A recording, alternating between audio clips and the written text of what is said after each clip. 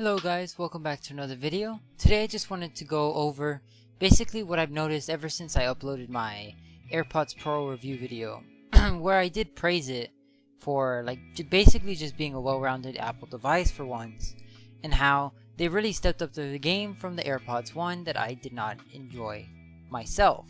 Now sure, a lot of people did enjoy them, and that's why they're one of the most sold AirPods. Basically they're one of the most sold wireless earphones of all time, and that is why they're dominating the market for obvious reasons.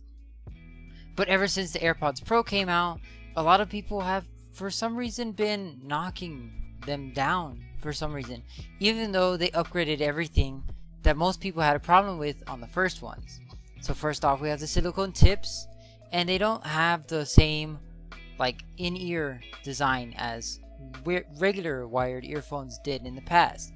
So let me get my wired earphones so I can show you guys what I'm talking about.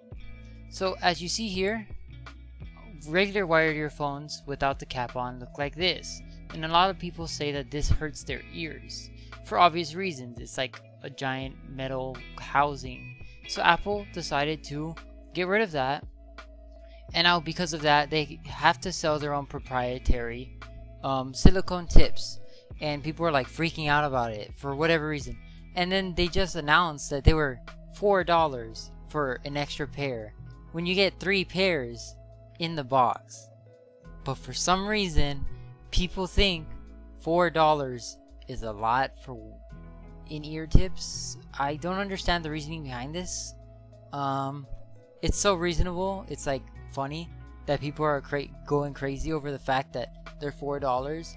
A lot of people are praising Apple for doing this because in general $4 is not a lot, and depending on what you get what your money's paying for.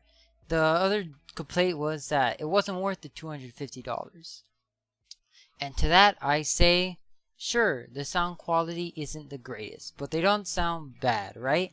Everyone knows that the AirPods Pro do not sound bad. They are decent, they have good bass, good audio, active noise cancellation. It's great, right? They're basically very well rounded. There's a jack of all trades but master of none. I guess you could call it that.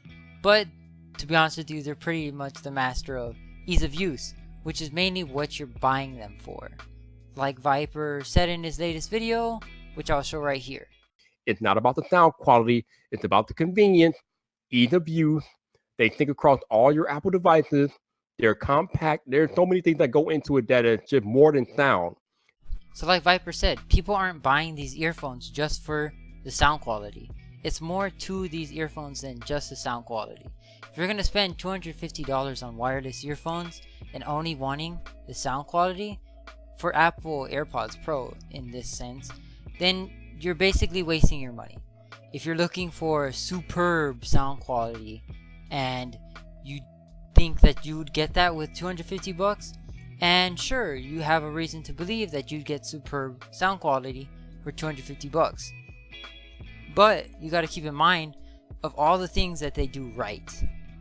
They do so many things right that the sound quality not being super up there isn't really a downside when it covers it with all the ease of use factors, switching between every iPhone, iPad, Apple product you have in the house. The sound quality is decent enough to enjoy them. They have active noise cancellation that works really well. Not for voices in general because it's kind of harder to do, but for example when you're in a plane, it's perfect, right? Now you're saying, well, all these wireless earphones that have silicone tips already have noise cancellation subtly because of the rubber tips. And while you may be right, in some scenarios and situations, that just isn't enough. When you're on an airplane, you have to still crank up the volume regardless of what you're using because of how loud it is outside. With that noise cancellation that is built in, it'll muffle out that sound by sending anti-frequency waves.